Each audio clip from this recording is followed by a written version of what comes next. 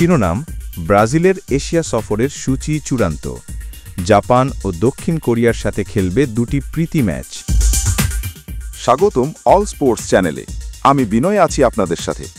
Football দুনিয়া থেকে আজকের বড় খবর, এশিয়া সফরে আসছে 5 বারের বিশ্ব champion Brazil.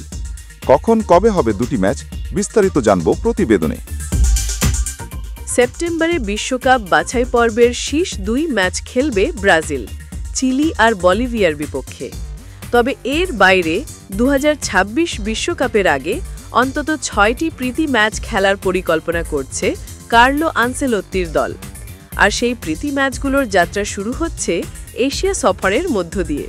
Brazil football federation CBF আনুষ্ঠানিকভাবে জানিয়েছে আগামী 10 অক্টোবর সিউলে দক্ষিণ কোরিয়ার বিপক্ষে নামবে সেলেসাওরা, আর 14 অক্টোবর টোকিও ন্যাশনাল স্টেডিয়ামে জাপানের মুখোমুখি হবে আনচেলত্তি শিষ্যরা। মজার ব্যাপার হলো, একই ধরনের সফর তারা করেছিল 2022 কাতার বিশ্বকাপের আগে। তখনও এই 2 ভেন্যুতে খেলেছিল ব্রাজিল। সিউলে কোরিয়াকে উড়িয়ে দিয়েছিল 5-1 গোলে, আর টোকিওতে জাপানকে হারিয়েছিল 1-0-তে। এর আগেও 2017 সালের নভেম্বরে ফ্রান্সের লিলে স্টেডিয়ামে জাপানের বিপক্ষে খেলেছিল ব্রাজিল। সেবার জিতেছিল 3-1 গোলে।